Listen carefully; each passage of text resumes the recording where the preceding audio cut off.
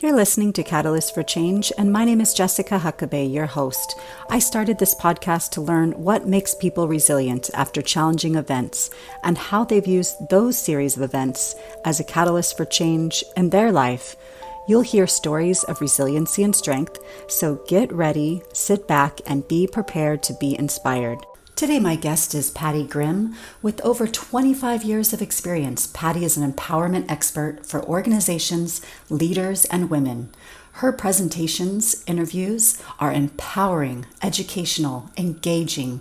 Pattie was a senior leader for several global Fortune 100 companies. She owns a company focused on empowering women to be the best they can be. She is an author, speaker, podcast guest, trainer, coach, and women's advocate. Pattie was recognized by Executive Women's Association, Who's Who in Women's Leadership, Women of Influence, and the State of California. And she's the author of Quiet Women Never Changed History. Be strong, stand up, and stand out. Let's go kick some glass. Thank you, Pattie, for coming on my show, Catalyst for Change, Stories of Resiliency. And can you tell me a little bit more about your background and what's made you the person you are? Yeah, there's a lot of catalytic events in my life. I grew up a typical kid, middle child, middle class family, great dad who, inspired me. Also, he always told me I could do anything I wanted to do and that I was just as good as any boy and I could do anything just as well as they could. So I really grew up a tomboy. I played with my dolls a little bit, but I was really a tomboy. I was climbing in trees and doing things like that. Played sports my whole life. Played tennis and softball and all those kind of things. Went to school and college to be a teacher because I wanted to change the world and make a difference. And I thought the best way to do that was teaching. But unfortunately, California passed a law that limited the budget so much, all new teachers got laid off. So I'm without a job, needing to pay bills, got an apartment in a panic, and I fell into banking as a part-time teller and fell in love with it. And so my first job that was really in the banking world. Well, I went from being a part-time teller to being vice president of customer and people excellence by the age of 28. Wow. And I was really a catalyst for change because we were going through a lot of competition coming into the business, and we had to really change the way we did business fundamentally. And I was part of the organizational culture change team that helped restructure the whole organization, retrained people, re-educated them. And then after that project was over, my dad thought I was crazy. Here I'm 28 and VP of a big California bank, and I quit the bank. Wow. And I decided I want to go run my own company and start doing the same kind of leadership and change and leadership management work with a whole bunch of different companies. So I had my own company for 10 years. Oh, wow. So what kind of company, so you helped them change their structure and the way they were doing business and Their their culture. culture? Okay. And mostly their leadership and their business practices, like how they treated their people as being their most important asset, and that customers are important, employees are important, more important than many other things in the business. And so that was a really exciting time. I mean, I had clients like Mattel Toys and LA Times and a whole bunch of different global clients as well. And then in 1998, I actually got hired by Microsoft again, this time to transform their culture. They literally hired me because I had no technical background. I wasn't a programmer. I had no experience other than using my own computer and doing PowerPoint or Excel or some things like that. And they actually hired me part of the team that they called their cultural transformation team to try and transform their culture from being very, I'll use the word geeky salespeople who would go in and talk to a customer and just blew out all these features and benefits and things and teach them to be trusted business advisors. So I did that job for 15 years. Wow. That sounds And very rewarding. and traveled the world. Literally, I lived in Singapore for 3 years and ran the Asia Pacific region. And I was sent to Asia because I was Pattie the fixer, and their customer service was so bad. They needed somebody to go head up their Asia Pacific team to turn around their customer service. And again, putting that passion and commitment and people into the equation was sort of that catalyst as well. And I think the real tipping point for me, the real catalyst for change came basically between my 13th and 14th year with Microsoft, when I went from being a rock star on top of the corporate ladder, where I was put on the executive potential program that only a few people got on every year. and I started to implode. I started to fall down that corporate mountain, that corporate ladder, and I was trying to stop my fall. And no matter what I did, I just kept falling. I was losing my confidence. I was not being able to do my job. I was literally sitting on a bathroom floor crying because I had given up on myself, and I had given up on me and my passion and my vision, what was important to me. And so I took some time off to find myself again. And that really was the catalyst for me to write my book and then dedicate my life to empowering women and girls with the best they can be in any endeavor they choose. Wow, what an amazing success you've been through multiple different industries, from teaching when you first started working Yeah. through, banking, running your own company, being top of your game at Microsoft. So you didn't believe in yourself at the end there. And so what was it that triggered that? You know what? I was working 70, 80 hours a week. I was working every night and every weekend. I'd given up all of my healing routines, like working out and eating well and taking care of myself. But worst of all, I gave up all my power to someone else. I gave it up to the company, and I love the company, and I still do work with Microsoft. I still do consulting for them from time to time. So I'm still a part of the team. I just don't work there full time anymore. I have my own company again. And I'd given up on me. I became like a puppet. Patty, go right, Patty, go left, take this job, take that job. So instead of being true to myself and my vision and my strengths, I tried to fit into everybody else's box of me. And I gave up all my power, right? I tell people, control your own destiny, otherwise somebody else will. And why would you give that power to anybody else? Yeah, that is so true. So when they said okay, you need to be good at this one thing over here where we need you. So you're like, oh, I can do that. I You could do raise your that. hand. I could do I that. could I do could do that. anything. I could do anything. I was positive, passionate Patty. I could do anything. People came to me to get energized. Can you Yeah. can you imagine a depressed Energizer bunny? Oh my gosh, that sounds horrible. Because that Yeah. was me. Yeah. And so, instead of being that person that just goes into any box that they want you in, you decided, you needed to stop that for a while and figure out what you wanted instead of just becoming whatever people wanted you to be, fitting that need wherever they had it. Yeah, and I had to relate. It's part of my book and the 5 ways to be an empowered woman leader. But one of the most powerful ones is that I needed to, in order to be strong and stand up, I need something to stand on. And I literally started to create my own personal leadership vision of the kind of leader, the kind of person I wanted to be, the kind of legacy I wanted to leave on the world. So I took time, and this will sound crazy. At the time, I was living in Washington, and we lived just outside of a small forest. And so I would walk my little pug, Roxy, every morning at 6 o'clock in the morning with my headset on, listening to things like This Girl's on Fire, doesn't kill you, makes you stronger, I Think I Can Fly. I'm listening to all these inspirational songs like She Is a Fighter and Brave and all these songs to inspire myself. And I'm walking through the forest singing, and I'm a terrible singer, with my dog at 6 o'clock in the morning. I'm surprised the neighbors didn't call the police and say I was some kind of homeless creep Oh my walking around the goodness. forest. But I had to get myself back to me again. I had to get back to center. And Yeah. so I took some time, and I help people do this in the book, but also in some of my consulting work, to create your own personal leadership vision. And so I came up with this exercise I'd love to share with you in the audience. Yeah. And it was all about, so imagine in 5 years, you're sitting on your favorite show, or you're being interviewed on your favorite podcast.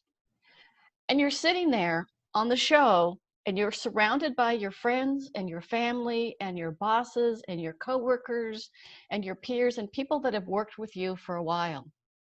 And they're all talking about you, about the kind of leader you are. Like, she made a difference. She was passionate. She had an impact on people. She was smart. She was dedicated. She was inspirational. She was motivating. She was inspiring. And it kept coming back. These words that kept popping into my head: made a difference, made a difference, had an impact, made a Mm. difference in the world. Going back to what I wanted to do as a kid, right? Walt Disney said, cherish your dreams because of the visions of your childhood. Yeah. So I had to find that dream and vision for myself again. And so I went back to this little spot in Lake Washington, close to where we lived, with my favorite journal and my favorite pen, for a couple weeks, like maybe half an hour, 15 minutes a time with my dog, and I'd write down all these words. And then eventually I created a vision statement. And it can be 3 words, usually no more than 16 words. So the short version of my personal vision is to make a difference. The longer version is to make a difference and empower women and girls with the best they can be in any endeavor they choose, because that crash and burn moment inspired me to never want another woman or young girl to go through what I went through, or be able to catch themselves sooner so they could get themselves back up. And so I encourage people to write their own vision. It can be 3 words, it can be 16 or so words, but not more than that. And it's different than a vision board. Vision boards are important, but this is a statement that you literally use to make career and life decisions. Yeah. So for example, when I decided, we sent our son off to college, and I looked at my husband, and I'd been at Microsoft maybe about 10 years at that time, and said, I'd love to take an international assignment. He said, go for it, honey. So I went to my boss and said, I want to take an international assignment. She says, go for it, Patty. And so I Nice. had 2 job offers. I had one job offer in Germany as part of the European division headquarters, or I had a choice of a job in Asia Pacific region, living in Singapore, and I picked Asia. And here's why. Europe had 1,000 people on the headquarters staff, servicing about 20 countries. Asia was 20 countries with about 160 people on the corporate staff. Where was I going to make the biggest difference? Yeah. So that Asia Right? region. Yep. Yeah. A little fish in a big pond of 1,000 people, or a big fish in a little bitty pond of about 120 people. Best career, personal, and life decision we ever made. My husband and I, we had a blast. Oh, If nice. if we wanted to go to Phuket, Thailand for the weekend, we just took off on Friday and came back. It was like flying to San Francisco from Southern California, right? It's an hour Nice. flight. It was Yeah. $100. It was less expensive than staying in Singapore. Yeah. Oh, that sounds amazing. So, Oh, so tell me why you chose women and girls. I really like your mission statement. you know what? I started doing women's conferences back when I worked in the bank. I literally, on Saturdays, this is before banks were open on Saturdays, I would pay overtime to all the non-officer, non-exempt staff, which was typically the new accounts people or the tellers, where you go into, write a check or do something occasionally if you happen to walk into a bank nowadays. But 90% of them were women. And so I started doing these inspirational, motivational conferences, and for the first 2 years, I hired outside speakers to come in and do these rah-rah motivational speeches. And somebody said to me, well, Patty, why don't you do these speeches? Because you're just as good as these people. So I took the several $1,000s I'd pay an outside speaker and took that money and put it into prizes I gave away, like TV sets, movie tickets, dinner tickets, weekends away. I sent my assistant loved this job. I bet. Misty, you're going to go shopping. Here's $10,000. Nice. Go buy as many things as you can. Yeah. I should have seen her eyes light up. Oh, that Yeah. sounds fun. So I really started back then with this idea of, we just need to give women and girls a leg up. I mean, I could scare you on some of the stats, because women's pay has really gone up 1% in the last decade. Yeah. And why I've been talking about kicking the glass ceiling for 25 years, Yeah. and it's still there, and we're still underserved, underrepresented, and underpaid. Yeah. Women still make 64 cents to 79 cents on a dollar, for a man who makes a dollar on the job. And there's still actually 13 states in the US that have not passed the Equal Rights Amendment from the 1970s, granting women the right to equal pay. So, Yeah. are challenged with this idea that I want women to be bold, Hmm. not bossy. I want Yeah. them to be confident, not cocky, because we have this double bind paradox Hmm. that as women rise up the ranks, people tend to question them more, or Yeah. say, oh, she's just being bossy today. You very seldom hear a man called bossy, if ever. Yeah. And when she gets too confident, then she's being aggressive. So I really have this idea of wanting to I do workshops and webinars, and I speak at conferences, and a lot of young girls groups, high school, junior and senior girls in high school. I do my 5 ways to be an empowered woman leader, with all those wonderful people. Now, what are these 5 ways? Can you tell me more about that? Can you hang on just 1 second? Yeah, so the 5 ways, the first one is play to your strengths. So the first one is be strong. So play to your strengths. And in my book and other ways, I'll give you some hints of how you could figure that out. If you play to your strengths, you're going to be more successful because you're going to be more productive. You're going to have less stress. You're going to be more enjoyable in the job, and you're going to be better at it. Similar to the fact that your strength may be you might be right-handed or left-handed.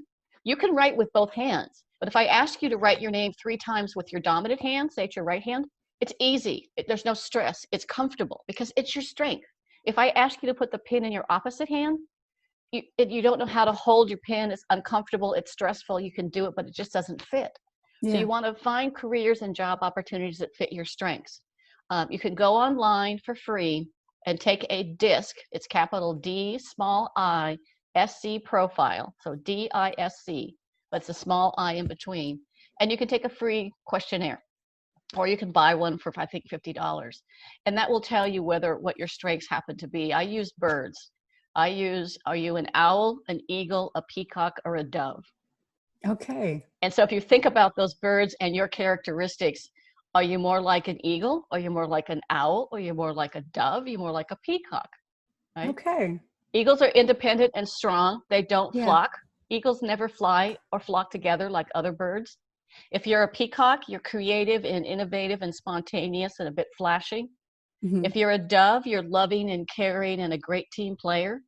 And if you're an owl, you're smart and wise and organized and structured. And so you want to find jobs that fit those strengths and then create a team or people around you that have strengths that you don't. Oh, nice. Very nice. I like that. Yeah. And then think about things you love doing, the things you find yourself doing when nobody's watching. The jobs you volunteer at work. Do you always volunteer to organize something? Or do you always volunteer to start a new project and be a catalyst for change? Yep. That's a good point. So play to your strengths. So the second one is all about stand up, having that personal vision to stand on. So writing your personal vision statement to guide your career and your life. So the second one is stand up. And you need that foundation to stand on. Otherwise, what happens is we wake up 10 years down the road and go, how did I get here? Yeah. How did I get here? I'm in this career that maybe it's a job. It's not really a career for me. Yep. So number 3 is to stand out. That's about women being more visible, being more valuable, and being more vocal. So once you know your strengths and your vision, then become so valuable at that. Go take free classes, go watch YouTube videos, go get certifications, go watch other people. I speak for a living and do workshops and webinars, so I watch hundreds of YouTube videos, or I'll go to a speech and watch somebody talk so I can master my craft and become a master at it. Okay. I want you to be more vocal and be more visible. So I want you to be able to stand up and say, I did this. Nice. Most times when women do something well, they do one of 2 things. They say, oh, I could have done better, which now you've just taken that compliment away. That person gave you a gift, like, gee, I love your hair today, or gee, that was a great presentation. Oh, I need to get my hair done, or oh, I could have done better. Yeah. Or we say, my team did it. Right? And so we're not visible in the equation. So and being vocal, put yourself in that equation by saying, my team and I did this. Yep. Right? Yep. And be able to toot your own horn occasionally. Men have no problem doing this. I rock that. Right? True. Yeah. So the 4th one is put yourself number 1 on your things to do list. Practice extreme self-care. Take care of yourself.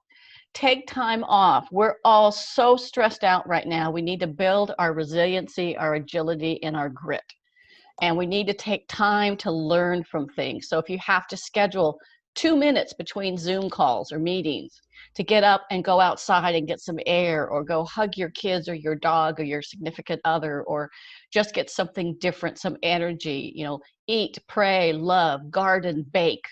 Yeah. I live out in the Palm Springs area, which was funny during the pandemic. I love to cook. I'm not a great baker. I love to cook, but somehow I decided I was going to make bread. Don't ask me why. Don't ask me why. I have no idea. I haven't made bread in 30 years, and back then or 20 years, and back then I had a bread maker. So I Okay. decided I was going to make bread. So I started making bread, and then I went to 8 different grocery stores, and nobody had flour or yeast because everybody else was making bread Yeah, that's or true. making cakes and cookies or something. But Yeah. put yourself number one on the things. The biggest mistake I made in that crash and burn is I wasn't even on my list. I wasn't in the top 10. I wasn't in the top 100. I wasn't even on the list. I was taking care Yeah. of everybody else and not myself. So Okay. it's not selfish. It's survival. Yep. Survival. That's true. That's true. And the last one is pay it forward. Be a catalyst for change. Pay it forward and lift up other women. I want you to support women, not sabotage them. I want you to collaborate, not compete. Yeah. Madeleine Albright, the former Secretary of State, said there should be a special place in hell for women who don't help other women succeed. So we have to leave the world a better place for your generation, the next generation, the next generation, because the latest research predicts women won't achieve pay parity until the year 2277 Oh my goodness. at the pace we're going. Yeah. So I need every woman to be a catalyst for change. I need every woman to be standing up and saying, I'm owning my power. I'm going to Yeah. own myself, and do it in a way that is strong and confident, not bossy or aggressive, Yeah. which is a real fine line. Being assertive means you're standing up for yourself. Being aggressive means you're standing up for yourself, but you're attacking the other person in some way. Yeah. And bossy, it feels like a lot of people say bossy. We should just remove that from our vocabulary for girls. But a couple of years ago, there was a campaign like with Beyonce and all these famous stars saying ban the word bossy. Yeah. And you can't believe the negative flack that came from that. Okay. And I was what was the negative flack? I can't recall. I don't remember, but I Yeah. know people were saying, well, we shouldn't be doing that, and we should just get rid of the word bossy, because you never see a man described as bossy. There's a classic Harvard case between Heidi and Howard, where they had not 20 years ago or 10 years ago, recent college students in the last 3 to 4 years analyzed 2 case studies. One was about Howard, one was about Heidi. All the facts were the same, but they described Howard as being a strategic thinker, a team player, a quick decision maker. They Hmm. described Heidi as being bossy, aggressive, self-centered, and out for herself, even though the facts were the same. So we have to Wow. remove this image we have that when a woman stands up for herself, she's being bossy. Yeah, I agree. I agree. No, that's true. Well, wonderful. I really like the 5 lessons, and I wrote those down just so I have them in my vocabulary, and I'm going to work on those things myself. So Yeah, yeah. tell me what you're doing nowadays. What are you doing now? Well, what I'm doing now is I'm doing a lot of virtual conferences and speaking event. I'm speaking on, I call it Ignite Your Purpose with Passion, 5 ways to be an empowered woman leader. I'm doing workshops and webinars virtually on be bold, not bossy, confident, not cocky, how to be a strong, empowered woman leader, negotiation skills. So I'm doing speaking, workshops, webinars, quite a few podcasts lately, because it's just been a blast. It's Oh, been so nice. it's been so fun meeting people like you that you're not that far away, but Yeah. that we can connect with each other, and we can share stories and successes, and help somebody. My goal is to help one person. Yeah. When I wrote my book, I got into that pause for a while. I got writer's block because I started questioning, well, who's going to read this book? What if they hate it? And I said, I want to be a catalyst for change. I want to change the world, and I want to help women and girls. And so I don't care if one person reads the book, or if I get 5 good reviews and 1 bad review. I've had all good reviews mostly, or all good Yeah. reviews actually. Yeah. And I have a special offer for your audience if they're interested in it, and I'll send you some follow-up information as well. So Yep. And that will be in the show notes. yeah, that'll be in the show notes. Yep. So if people want to get my book, they have 2 ways of doing it. They can email me at pattiegrimm@live.com, and that's PATTIEGRIMM@LAVE.com. Or they can go to www.womenkickinglass.com/book, and they can get a copy of my book for $10 instead of $18.95 on Amazon. That includes $200 in bonuses, and one of those is a 30-minute video of me walking through all 5 ways. And also, it's free shipping and handling in the US. Outside the US and Canada, Europe, you can still get the book, but you have to pay for shipping and handling, or you can go on Amazon and get it on Kindle. Wonderful. And so can you think of anything we may not have touched on? I really want women out there to be bold, be brave, be bossy, and be brilliant. Just be your Yeah. best. Yeah. Oh, I love Absolutely. that. And can you tell me one last question I have for you? What is one ritual that you do daily in order to keep yourself in the right mindset? This changed significantly after what I call my crash and burn, right? I went from getting up and doing email from 4 o'clock in the morning till midnight at night to now every day I get up. The first thing I do is I go outside so I can get air and energy, even in the cold, even in the rain sometimes, although it doesn't rain that much in Palm Springs anymore. And I go outside and I do 10 sun salutations while I say a few positive thoughts and a few prayers, and I'll walk my dogs so that I get my energy set for the day. And I will listen to my positive songs, and I will listen to This Girl Is on Fire and Brave and all the amazing, inspiring music that's out there. So I get myself set in a positive mindset for the day. And then even during the day, if I'm not on a Zoom call or I'm not doing a presentation, I have music playing in the background. Oh, Uh, good. Something Happy upbeat, music. Yeah. happy. Yeah. Oh, I love that. I'm going to make sure I incorporate that too, because music is such a big part of my life as well. Oh yeah, So, like in between podcasts, you turn on yeah. Alexa, turn on whatever. Yep. Something positive, some positive music. We need that, especially today with all the Uh, things that are going on. yeah, and I just Yeah. want to hang in there. The best is yet to come. Yep. That's true. Well, thank you so much, Patty. I really enjoyed speaking with you today. It's so great to chat with you. You've been listening to Catalyst for Change, and my name is Jessica Huckabee, your host. Join us next week for another story of resiliency. And please subscribe wherever you listen to your podcasts, and feel free to leave me a comment or email me at catalystforchange20@gmail.com, or on Facebook, we have a page at Catalyst for Change Resiliency.